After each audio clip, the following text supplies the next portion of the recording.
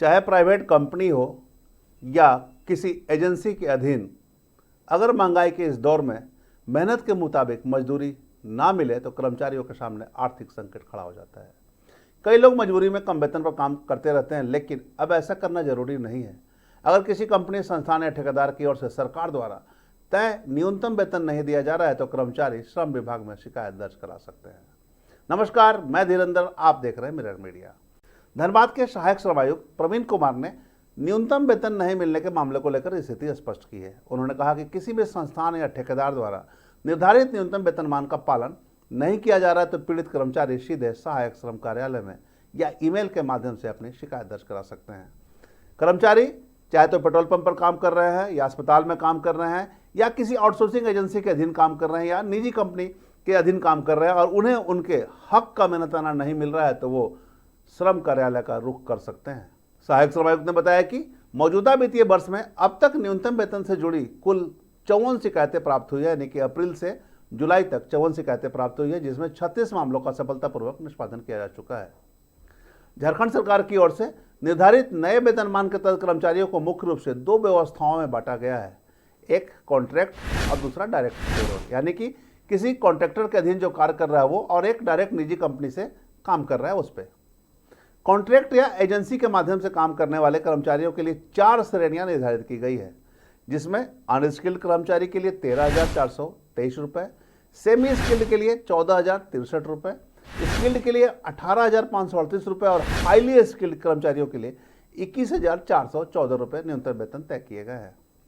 वहीं निजी क्षेत्र में सीधे पेरोल पर जो नियुक्त कर्मचारी हैं, क्षेत्र के आधार पर उनमें कैटेगरी बनाई गई है और 3 कैटेगरी बनाई गई है। कैटेगरी ए में नगर निगम क्षेत्र रखा गया है, कैटेगरी बी में नगर परिषद क्षेत्र रखा गया है और कैटेगरी सी में ग्रामीण क्षेत्र को रखा गया है।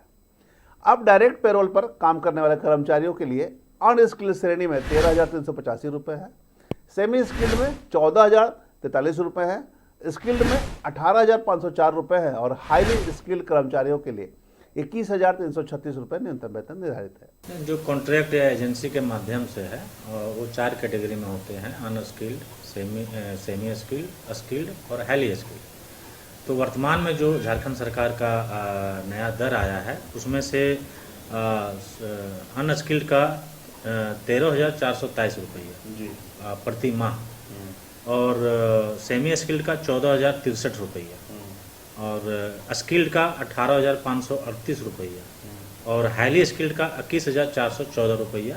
ये नया दर है झारखंड सरकार का। इसके अनुसार ये कॉन्ट्रैक्ट पर जो काम करते हैं, कॉन्ट्रैक्ट पर जो काम करते हैं, तो ये जो वेतनमान है इनको वो एजेंसी प्रदान करेगी इतना पैसा, एजेंसी प्रदान। इसके अलावा और क्या फैसिलिटी देने का प्रावधान है?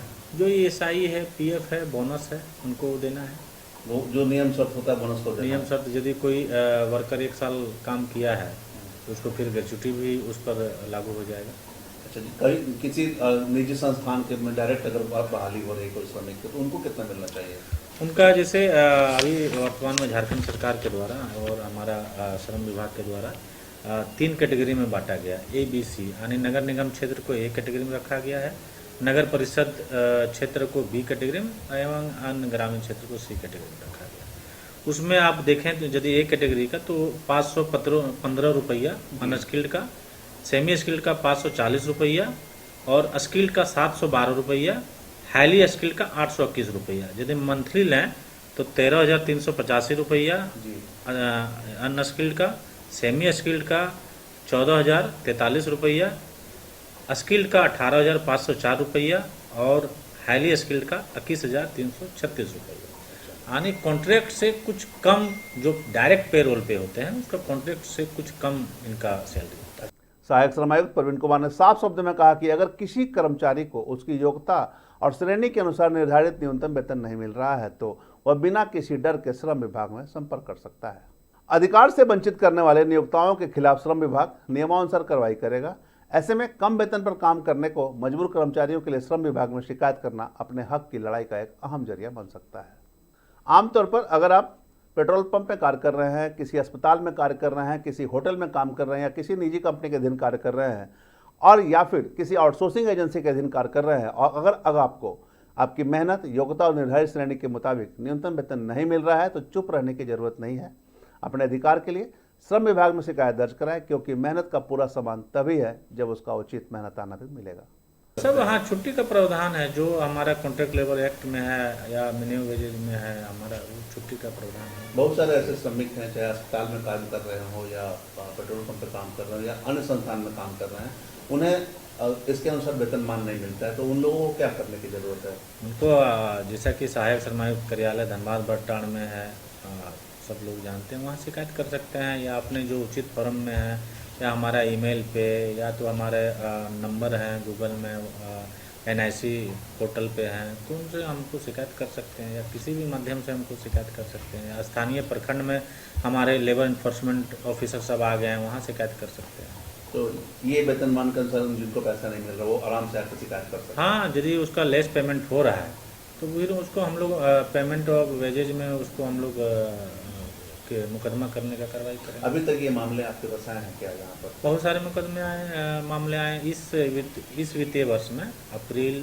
से लेकर अभी तक लगभग 54 शिकायतें प्राप्त हुई, जिनको नियम के अनुसार वेतन नहीं मिल रहा है। नहीं, विभिन्न एक्ट में, जी। जो लेबर एक्ट है, जो 4 लेबर कोड आए हुए हैं, उसमें डिफरेंट में हमको 54 शिकायतें प्राप्त हुई। तो अभी सबों का निष्पादन? सबका लगभग 36 का निष्पादन हो गया है, बाकी का प्रक्रिया में। तो ये भी कोई नियम है क्या कि अगर कोई कहीं काम कर रहा है तो मिनिमम उनकी संख्या होना चाहिए श्रमिक की 20 या 21 या 40 से अधिक? ऐसा कुछ? सब जिसका एक्ट के अनुसार है, यदि बोनस का प्रावधान होता है तो वहाँ 10 वर्कर होना चाहिए, 20 वर्कर होना चाहिए। ग्रेच्युटी है तो वहाँ 10 वर्कर होना चाहिए। तो कुछ जो बेनिफिट्स हैं वो वर्कर पे डिपेंड करते हैं। चाहे वो पेट्रोल पंप पे भी काम